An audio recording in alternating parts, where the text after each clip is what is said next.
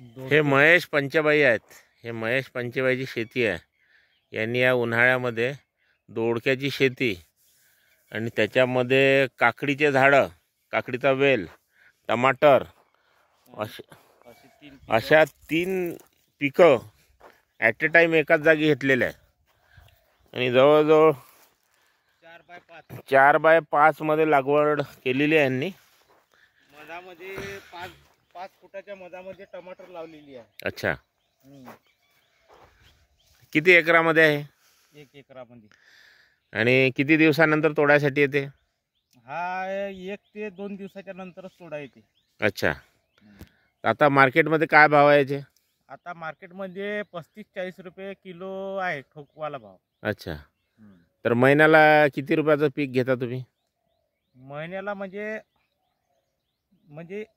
तिसऱ्या दिवशी आम्ही समजा 5 ते 6 हजार रुपये येऊन राहिले. अच्छा, आणि याच्यामध्ये इन्व्हेस्टमेंट किती, लागत किती आहे तुमची? याच्यात इन्व्हेस्टमेंट आहे आमची 50 ते 60 हजार रुपये.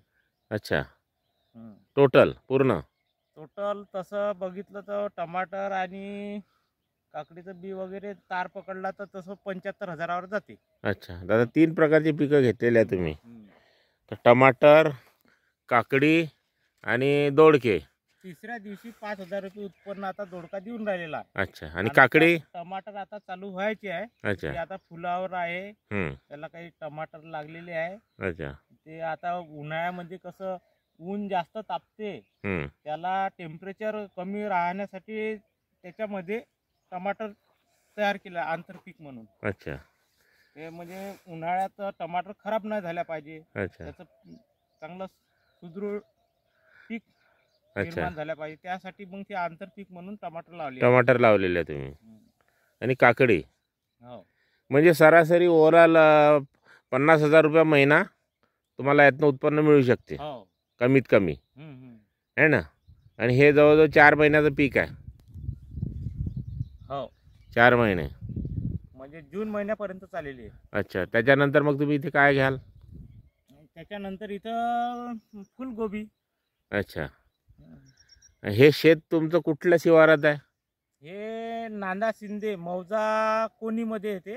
अच्छा, नांदा शिंदेच्या जवळपास आहे. अच्छा, येणी कोणी, तालुका नरखेड? मौजा कोणी. अच्छा, येणी कोणी, तालुका नरखेड, जिल्हा नागपूर. इथले तुम्ही रहिवासी आहात? अच्छा,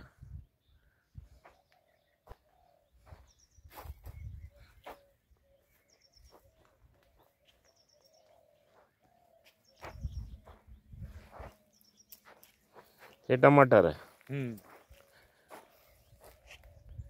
काकडी? या इकडे काकडी.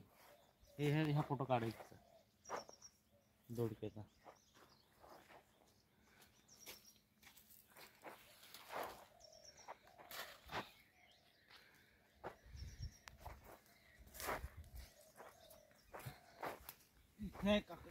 हे इथे पण दिसते.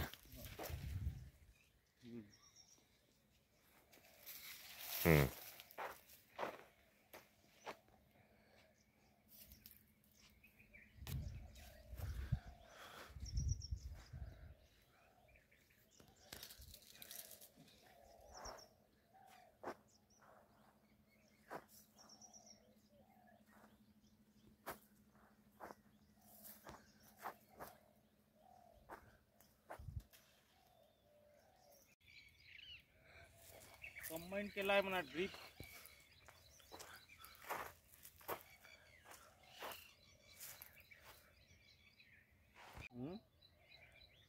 ह्या तवळ्याची. हां, चवळा. चवळा बी 1 एकरात आहे.